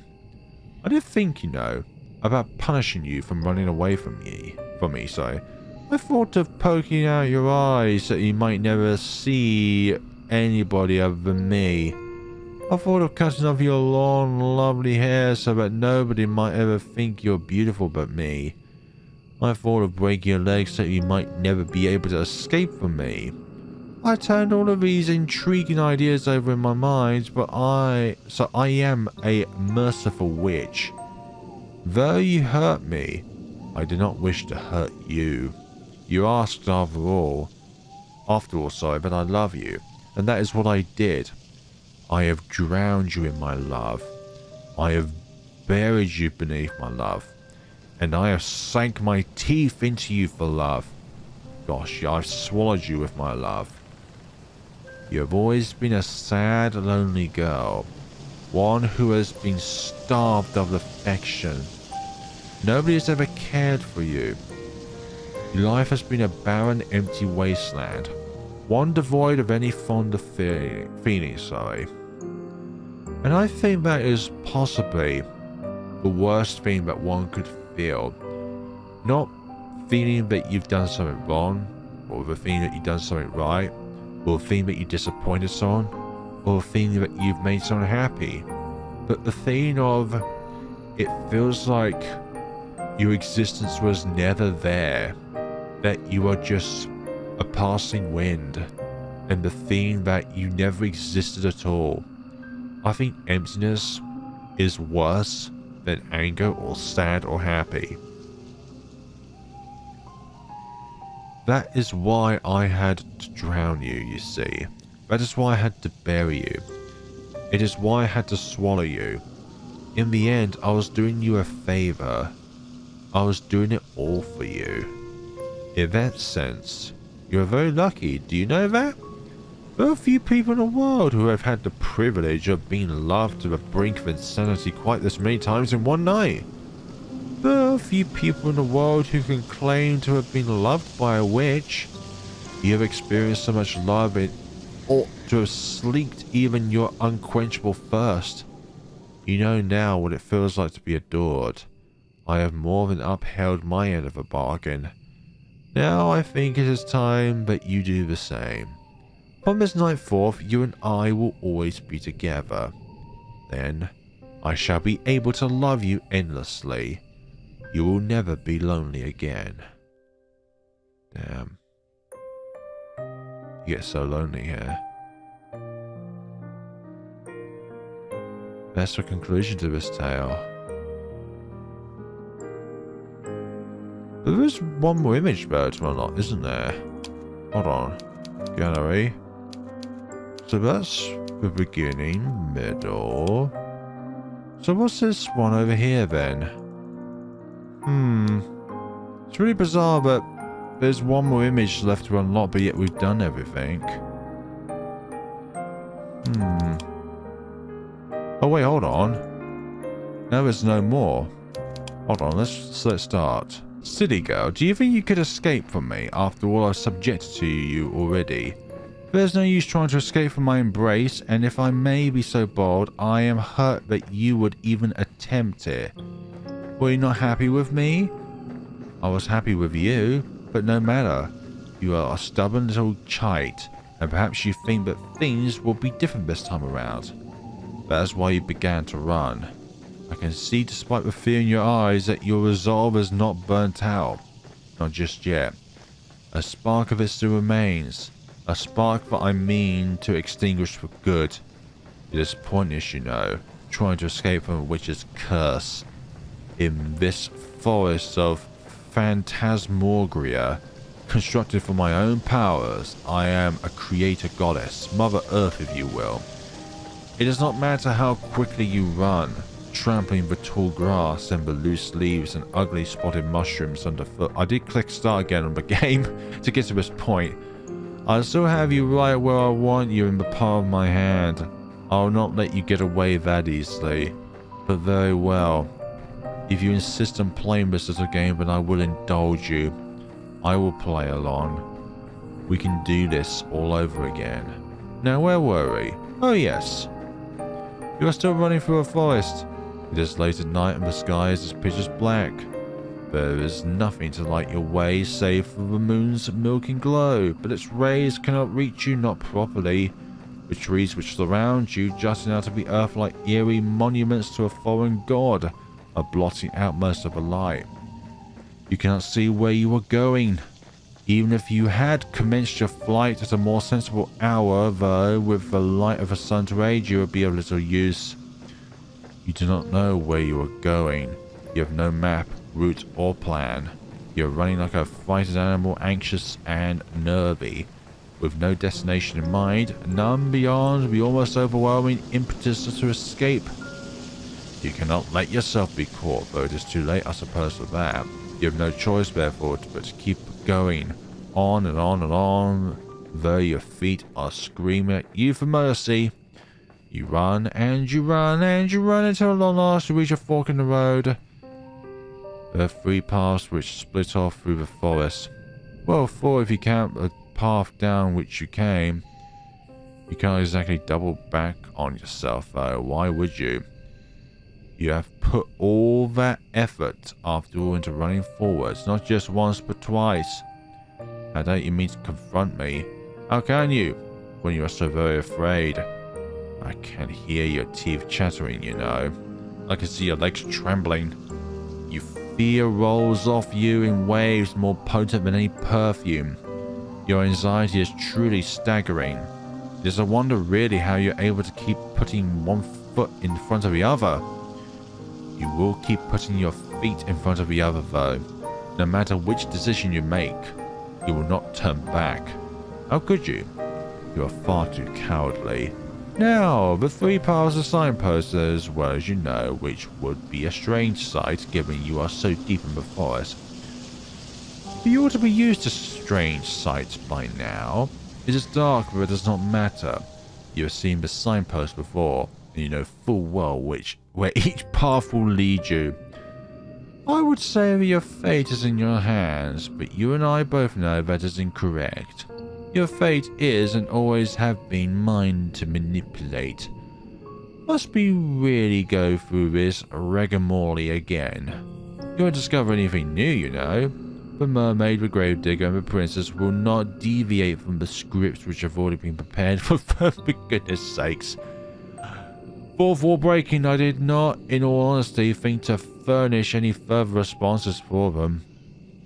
I did not think you would be seeing them again. But no matter, if this is what you want, I shall provide it for you. Go ahead, throw your life away, again and again and again. Be drowned by love. Be buried by love. Be consumed by love. Then, when you have had enough and you can no longer stand, submit yourself once again to my embrace. And let yourself experience what love as precious few humans have ever before had the misfortune of experiencing. Right. So it was scenario again, but there's not really anything we can do. Probably aside from playing the game again, like all of these again, but like the narrator says, there's not really much we can do. Like, there could be a possibility that there's something else hidden there, but we've already played through the game, so unless we missed out on something, then unfortunately this is probably where we're going to end this off here. So there's definitely a lot of calamity going on in this game. It has been from the start a tale of which the protagonist has done something in which has cast a witch upon this world from reading an occult book, which has then led to the calamities of the events that have transpired throughout this game, in which the witch has projected 3 different paths in which the protagonist can take upon, and the pursuer was the witch, but rather than being called witch, it was just called a pursuer to not have the surprise revealed for us here. So all 3 of these characters have some kind of loneliness to them. They were once surrounded by people, or in the mermaid's case, other mermaids. But then in some way, the others were wiped out. The plague is in some ways responsible for all 3. And the witch's plague is definitely that thing, and then the sole survivor being the mermaid in which we were enamored by, the gravedigger in which we were encapsulated by, and the vampire princess which we were struck by.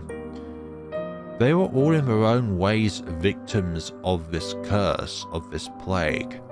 They were all subjected to the witch in their own ways, and then from there they were manipulated by the witch in order to coerce a story of a never-ending cycle of our protagonist trying to run away from the mistake in which she created, the mistake in which she summoned the witch, and then from there the witch was literally around the palm of her hand, doing whatever the witch wants her to do. So in this way, it is a very sad story. Like, for a Yuri Yandere jam, or sorry, a Yandere jam, you expect more Yandere-like tropes, but in all of these, the Yandere tropes are incredibly subtle. The only kind of Yandere sort of thing is like how each of the 3 characters dealt with the protagonist. One of which was drowning, one of which was consuming, and the other one was burying.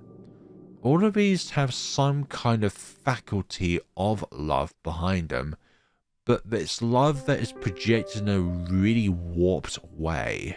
A way in which only the individual in which is casting the way of demise would be able to project what they really feel about that said demise and the way in which they cast said demise. And the title of the game says it gets so lonely here. Where is here exactly? Here in the forest?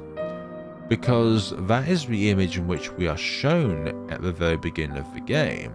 It is here, right in this location, that we are here.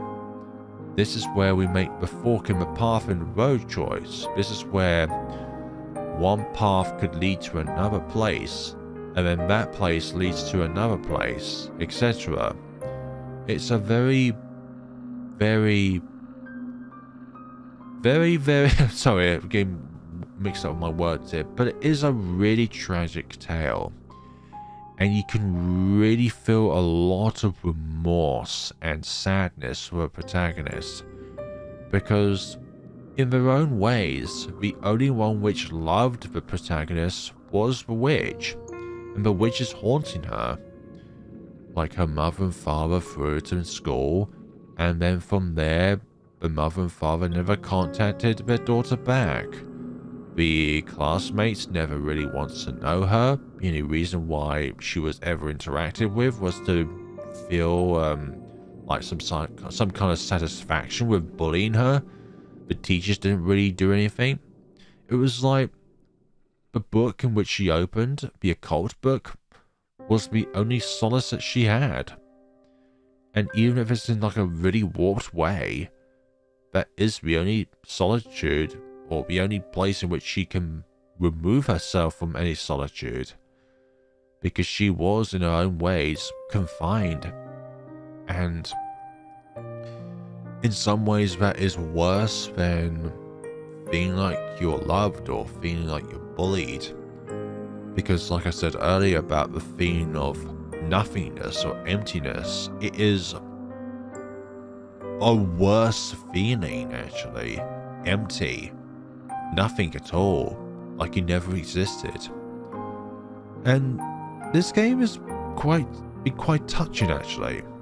Even though it's a Yandere jam game, there's a lot of love put into this tale. There's a lot of neat things here that can really grasp and draw your attention. Despite some of the gimmicks being very, very cliche, like the vampiric princess, the gravedigger, the mermaid. They all have their own unique charms about them.